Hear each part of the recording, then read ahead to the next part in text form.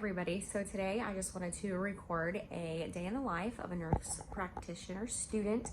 So I'm just going to take you along with me and kind of show you my schedule and how I am kind of juggling the class I'm in, and just share with you all of the details on how to be successful in that class.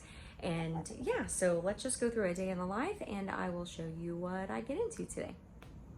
Okay, so the first thing I do is check my handy dandy planner every day, and I just go to the specific day that it is and I write out my tasks, and then I put the big blocks there so you can see what I have to do, and then I check it off after I am done. So at the moment I'm doing some Zoom calls twice a week. That is actually starting my preparation to pass my boards. I plan on taking the FNP first and then studying for the ANCC and becoming dual certified. So that is typically how I start my day, of course with my coffee and my planner, so I can see everything that I need to do for that specific day. Okay guys, so after I check my planner every day and I go through and check mark off the tasks that I've already completed, kind of just see what the day holds for me, what assignments I have due. Right now I am in my advanced pharmacology class and I'm actually in the 9th week. And so for today's studies and things that I'm working on, I'm actually completely caught up with week 9. This morning I did my second week 9 discussion post response, and so that completed everything I needed to do for week 9. So I'm actually already ahead for week 10 as well, which I'm excited about that. I only need to do one post for week 10, and that's like the initial weekly post. And then the only other things I have left to complete for advanced pharmacology are 2 discussion post responses, but I can't do those obviously until I'm officially into week 10. Another thing that we have to do for advanced pharmacology is there's a website called APEA, and we have to turn in 30 questions that we completed. So they're basically practice board questions, and we have to complete those and turn those in. We have to have done those in what's called tutor mode, and so we get those completed, and then we get a certificate proving that we completed them with a pass rate of at least 80% or higher, and then we submit that weekly. So that has been completed. And then this week we had to do a slideshow presentation. So in advanced pharmacology through South University, every other week you have to do a slideshow presentation. And so I did that on the use of Chantix therapy for stopping smoking or smoking cessation. So I've already completed and got that done as well. So a couple resources to help you with advanced pharmacology. There's a website called Course Hero that I utilize. There's tons of study documents and study guides and things like that, previous people's posts and things that they've used for school that you can use as templates or guides or help. So there's tons of educational resources on Course Hero. I love that website. It's just been such a useful tool for me. And then in addition to Course Hero, tons of scholarly journal articles that you can find online to help you with your discussion posts, as well as the library on southuniversity.com. They have an online library that you can find scholarly journal articles or nursing journal articles that you can use to help you write your posts on there as well. So those resources are very helpful, as well as obviously the assigned reading in the textbooks. And I prefer a hands-on like paper book when I study because I like to write and highlight and take notes and things like that.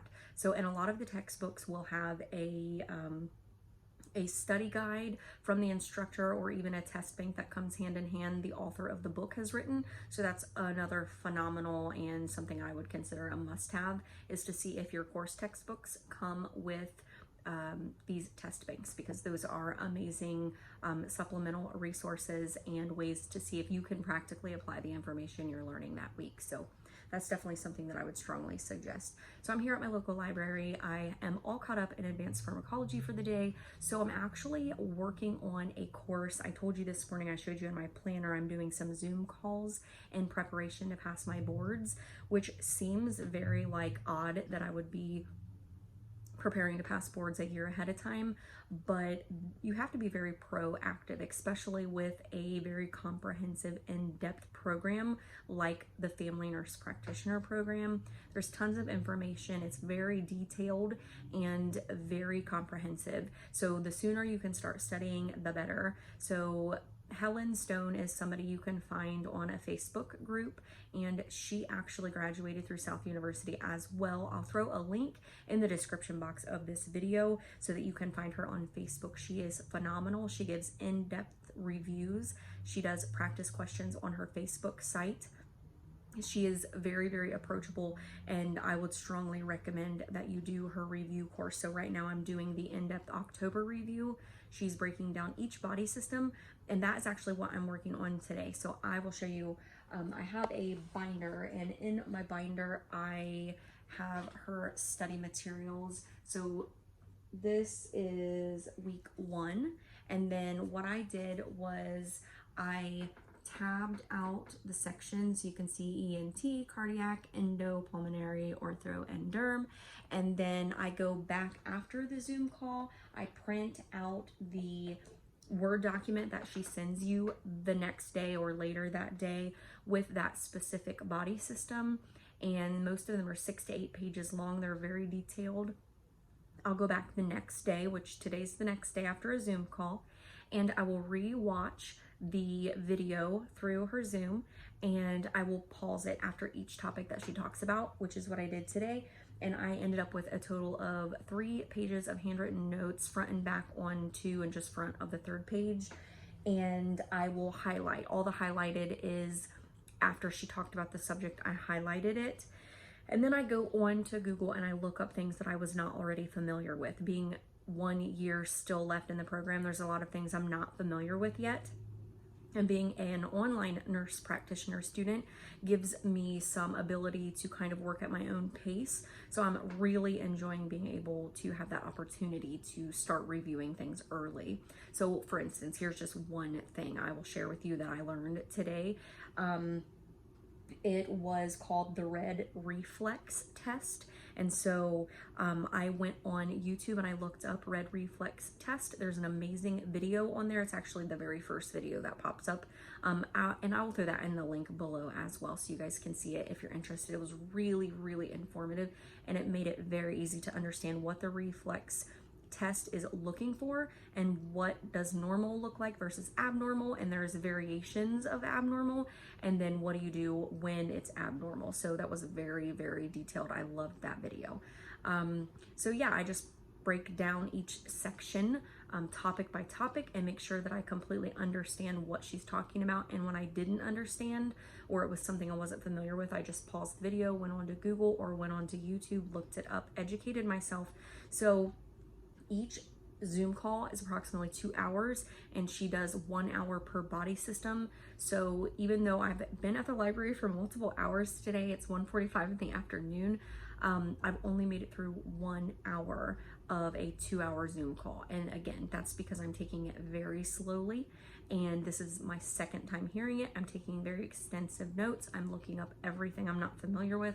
And I strongly suggest, if you're a nurse practitioner student, an online nurse practitioner student, that you do these same kinds of things, because this can be very, very helpful and beneficial to you understanding the material. And of course, that's what we want to do, because we want to be able to practically apply it to test questions, and more importantly, practically apply it and treat our patients safely and effectively once we're done with school.